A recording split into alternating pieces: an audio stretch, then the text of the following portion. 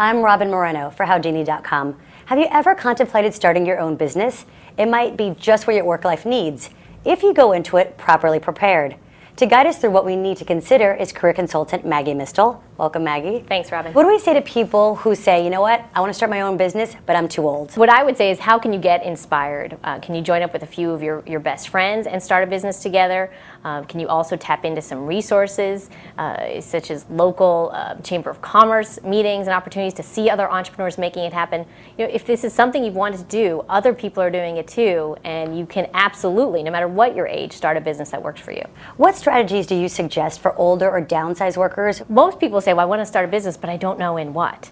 So if you're not quite sure, one thing that you can do, it's one of my favorite websites, is vocationvacations.com. You can test out lots of different businesses there, from being a bed and breakfast owner to being a wine bar owner or a spa owner, or even, you know, figuring out how to be a private investigator. So you can test out different types of entrepreneurial adventures and really see which one's a good fit for you. What are resources you recommend for becoming your own boss?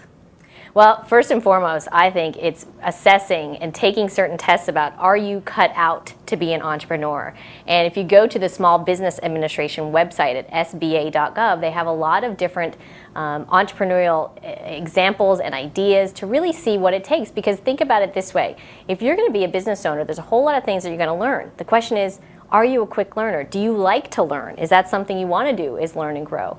It also might take up your nights and weekends. And is that something you're really interested in lifestyle-wise? And if you're not, how might you design that business so that you have your time and energy? Is there any way to tell whether something is a hobby or a viable career? Oh, absolutely. And that's why I recommend testing it out.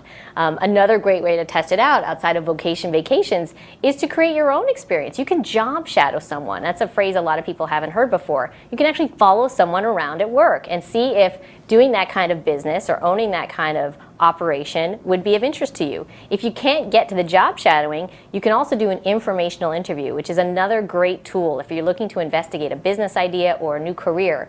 The informational interview, Robin, is actually where you talk to folks doing that kind of work. You find out, well, what do you love about it?